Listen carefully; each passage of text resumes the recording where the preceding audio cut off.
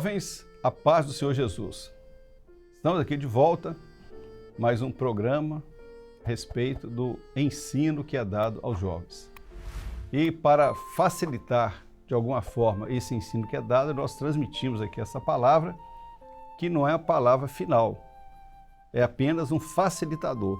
Cada um deve aproveitar a necessidade da sua igreja local e aplicar o ensino dentro dela. Por isso a importância dos professores estarem atentos à leitura da apostila, na apresentação desse trabalho, para facilitar o que vai ser feito no trabalho de ensino aos jovens.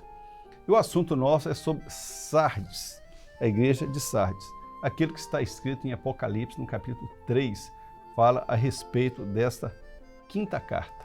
Então, são 7 cartas, e essa especificamente nós vamos falar alguma coisa a respeito desta carta de Sardes. O texto começa: ao anjo da igreja que está em Sardes escreve: isso diz o que tem os 7 Espíritos de Deus, as 7 estrelas. Eu sei as tuas obras, que tens o nome que vives e estás morto. Ora, a palavra começa em Sardes, já uma palavra muito forte. Olha, pelo seu nome fala que você está vivo, mas você não está vivo não, você está morto. Fala uma referência à igreja organizada na época. O que nós entendemos daquilo tudo que a vivência dos nossos servos no passado? A expressão Sardes, daqui que tem na palavra de Deus, fala dos restantes.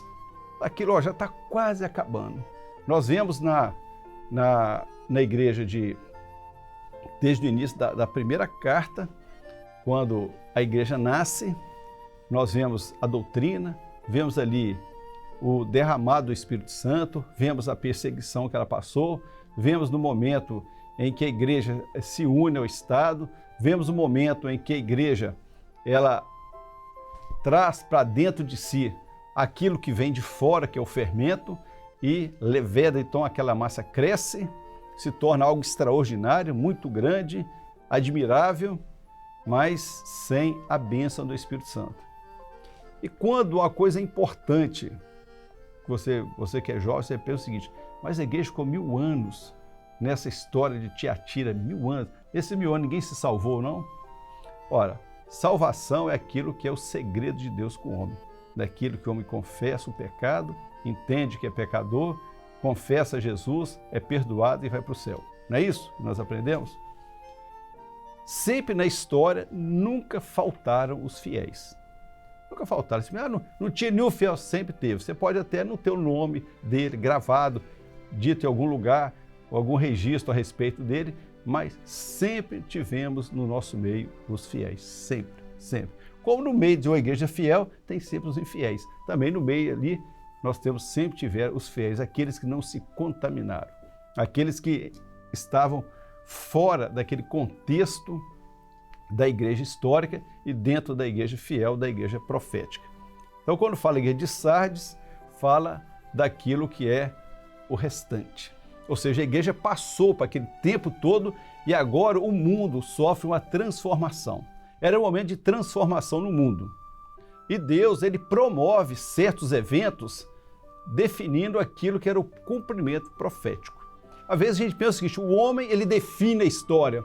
O homem não define história coisa nenhuma. Deus é o Senhor da história. Ele move os reis, ele move os reinos, ele coloca anzóis nos narizes dos reis e conduz para onde ele quer. E assim, no tempo, o Senhor preparou o mundo para esse momento extraordinário, que foi o momento em que essa igreja, ela destaca naquilo que é profético dentro do livro de Apocalipse. Justamente naquilo que estava no período de Sardes. Como é que era o período de Sardes? Foi na época em que o mundo começou as transformações do Renascimento, a literatura voltou, as pessoas, a ciência desenvolve, a arte desenvolve.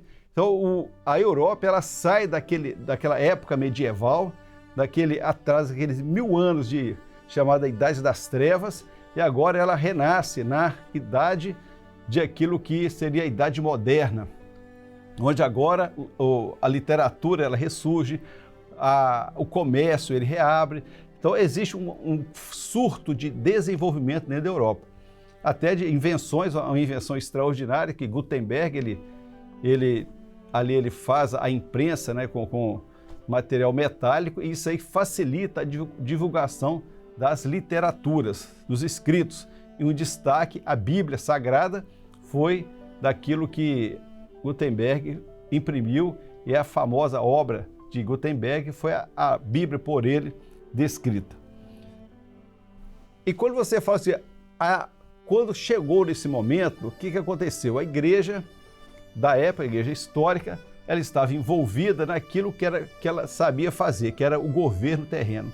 Ela governava os reis, governava o que era tudo administrado ali em toda a Europa, ela tinha o governo sobre os reis.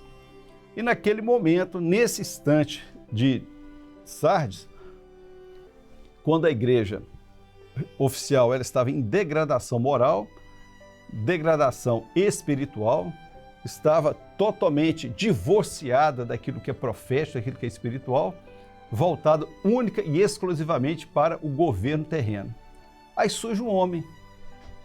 Olha só, Deus não precisa de muita coisa para realizar a sua obra. Às vezes a gente pensa o seguinte, mas eu sou alguém especial. Deus vai me usar muito nas suas mãos. Amém, que seja isso mesmo. Mas sempre não esqueça isso. No meu lugar, no seu lugar, tem 7.000 que não dobraram os seus joelhos a Baal. Às vezes até mais. Isso era só para Elias. Elias, na qualidade que ele tinha 7.000 para substituí-lo. Imagine, não digo você, não, que eu não te conheço, mas imagine alguém que não seja tão especial como Elias.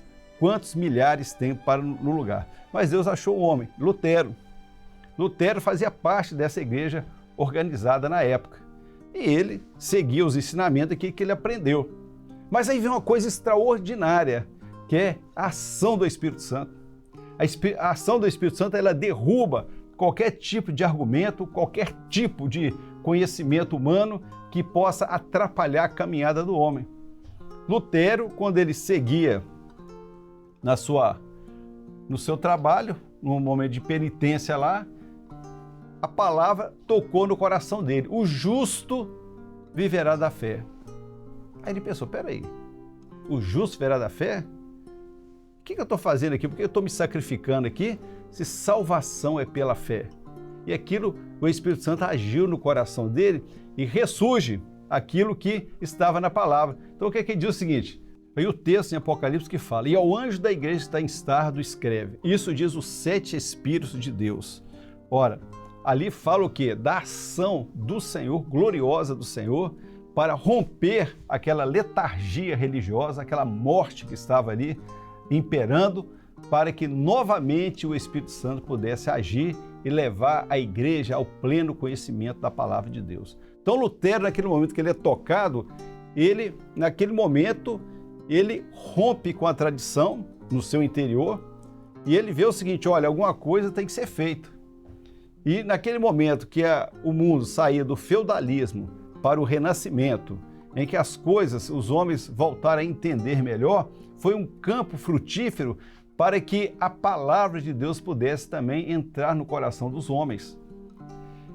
Antes, a tradição religiosa era tudo que o povo estava acostumado. Acostumada é a tradição, é o que a igreja mãe diz e está tudo certo. Não importa de onde vem a fonte, não importa onde tenha base para isso, se tem base bíblica ou não. Aliás, Bíblias nem conheciam, as Bíblias estavam restritas aos mosteiros, a Bíblia não era distribuída para ninguém, as pessoas não conheciam a palavra. Mas quando Lutero, nesse momento, ele é despertado, ele vê a palavra, ele toma a palavra, ele traduz a palavra para o idioma local, que é o alemão, inclusive ele é o maior contribuinte para a gramática alemã através disso aí, e a Bíblia que antes estava no mosteiro, ela passa a ser agora conhecida de todos. Todos têm acesso à palavra e todos podem ler a palavra. Lógico que isso não aconteceu da noite para o dia. Lutero, ele recebeu. Nesse momento ele foi despertado para isso. Nesse despertar, ele profeticamente descobre aquele tesouro que estava escondido, que lá atrás foi guardado no campo do interesse do homem. Agora ele compra aquele campo, não pelo campo, mas pelo tesouro que está nele, porque ele não interessa aquilo que é terreno, mas interessa o tesouro que está ali. Agora ele pega aquele tesouro, que é a palavra de Deus, e essa palavra é entregue. Quando se fala também dos restantes, quando nós vemos que antes de Lutero descobrir isso e transmitir a palavra, começar esse movimento chamado Reforma Protestante, foi um movimento fortíssimo que deu resultado excelente, nós vemos que houve alguns homens que antes dele também fizeram a mesma coisa. Não tiveram a repercussão que teve Lutero pelo momento, mas finalmente quando Lutero ele realiza ali as suas ponderações nas suas teses que ele joga, as 95 teses, e ali não tem como ser confrontado aquelas teses, houve que um rompimento de Lutero com a igreja dominante na época. E agora, nesse momento, ele é recolhido, que havia interesse, como todos os reis eram dominados pelo clero, era um momento político interessante para que os reis também se desvinculassem do clero e pudessem eles ter a sua autonomia. E lógico, eles rompendo com a igreja tradicional, e agora Lutero, cujo propósito dele inicial não era de forma alguma romper com a igreja, mas ele queria reformar a igreja, dizer assim, até o momento quando o Tetzel, que era aquele que vendia as indulgências, os professores podem explicar melhor a respeito disso aí, nós não vamos detalhar isso aí, mas Lutero entendia que o próprio chefe da igreja estava enganado a respeito disso, que ele nem sabia o que estava acontecendo. Um doce e ledo engano. Até que ele ficou decepcionado, ele realmente sabia tudo e a coisa está pior do que eu pensava. E assim, Lutero quis reformar a igreja. Ele não quis romper. Mas houve um rompimento e aquilo que não podia ser consertado mais, Deus fez coisa nova. A maravilha de Deus é essa. Ele faz tudo novo. Assim como ele não consertou nenhum de nós, ele nos deu um novo nascimento, então foi uma bênção. Que aí nós não temos nada a dever na vida passada, porque nós agora, como novos nascidos, nós temos a bênção de Deus. E Deus fez isso. Fez algo novo, que é aqueles restantes. Quando você fala de restante, alguém começa a pegar a calculadora e falar, vamos calcular quantas pessoas foram salvos e quanto estava ali. Olha, primeira coisa, nunca extrapole o princípio básico daquilo que nós aprendemos. As coisas espirituais se discernem espiritualmente. Quando se fala daquilo que é terreno, aí é a lógica, é o raciocínio, é aquilo que é natural do homem. Mas quando se fala daquilo que é eterno, quando você fala em tempo, não tem nada a ver. Quando você fala em quantidade, também não tem nada a ver. Não fica fazendo contabilidade de pessoas. Tanto é quando perguntaram ao Senhor Jesus, Senhor, são muitos que se salvam? O que Jesus falou? Ah, sim, são tantos que se salvam e tantos que se perdem. Ele não deu essa resposta. Ele diz o seguinte, porfiai por entrar pela porta.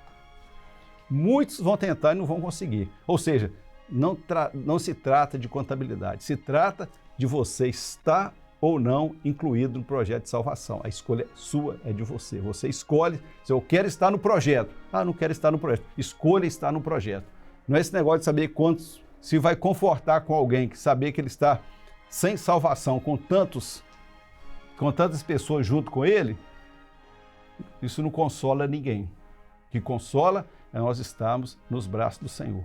Salvação eterna com ele. Então a igreja de Sardes era o restante daquilo que você pensou vai acabar. Mataram tantos, perseguiram tantos, aqueles que os pré-reformadores, como João Hus, Savonarola, tantos outros que batalharam pela palavra, para estabelecer a palavra e foram mortos. Alguém pensou, acabou todo mundo? Não, aquele restinho que estava ali, aquele pouquinho, chegando até Lutero. Mas foi suficiente para o Espírito Santo realizar a sua obra. Não foi volume, não foi quantidade, não foi o tanto de gente, mas foi um coração fiel que se colocou à disposição do Senhor. E assim Lutero, ele estabelece ali os princípios da reforma, ele coloca lá a salvação pela graça de Deus, através da fé, o livre exame das Escrituras, aquilo que é importante, o sacerdócio universal do crente. São fatores importantes que norteiam a igreja até hoje. Jesus como o único Salvador, não há outro mediador, há o único Senhor de nós, há o único que pode remir o homem do pecado. Então essa igreja de Sardes é justamente aquela igreja que saiu do tempo daquilo que foi Tiatira da fermento e agora o tesouro é tirado e o tesouro é dado, o tesouro é entregue. E com esse tesouro na mão se constrói aquilo que é um edifício para a morada de Deus em espírito. É a igreja como corpo sendo edificada. E a partir dali começam os embates. Começa a haver em toda a Europa, as perseguições, como havia desde o passado. Então, nesse momento de Sardes, esses restantes, eles se envolvem no momento com uma luta, até mesmo humana, para estabelecer ali aquilo que é a palavra de Deus. E Deus faz esse povo vitorioso. Então, Martinho Lutero era um alemão que era monge, tocado pelo Espírito Santo, Deus realizou através dele uma grande obra. E no texto de Apocalipse fala: ser vigilante e confirma os restantes que estavam para morrer. Porque o restante, então Sardes confirma os restantes. Eles estavam para morrer, mas Deus separou aquele que estaria à frente para manter a chama viva da operação do Espírito Santo.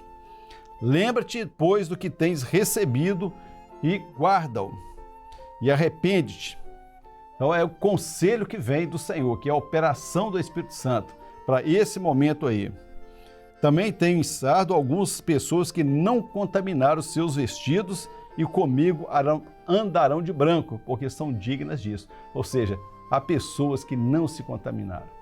Não contaminaram. Então, desde o início da operação do Espírito Santo nesta igreja, ele fala daqueles que até antes da reforma, mas estavam limpos no sangue de Jesus, purificados, com vestes limpas, prontos para testemunhar desse evangelho, mesmo que custasse a vida deles. Morreram, mas morreram como servos valorosos do Senhor. Por isso que fala: o que vencer será vestido de vestes brancas, de maneira alguma riscaria o seu nome do livro da vida e confessaria o seu nome diante do meu Pai e diante dos seus anjos. Qual a importância disso? A importância disso é que o que a igreja primitiva passou das perseguições lá em Esmirna, que era justamente a promessa, a esperança dela: Senhor, nós podemos morrer aqui agora, mas nós temos a eternidade. Também aqueles que sofreram martírio, também quando passaram a ser perseguidos, tiveram a mesma promessa de andarão de branco com o Senhor. Assim, nós finalizamos aqui essa palavra a respeito de Sardes. É claro que não teve nenhum propósito aqui de detalhar algumas, simplesmente para que o professor ele possa buscar elementos para complementar, e muitos aqui. Aquilo foi apenas uma parte rápida, mas certamente Deus vai dar sabedoria, entendimento e vai ser uma bênção esse trabalho. Que Deus assim nos abençoe. A paz do Senhor.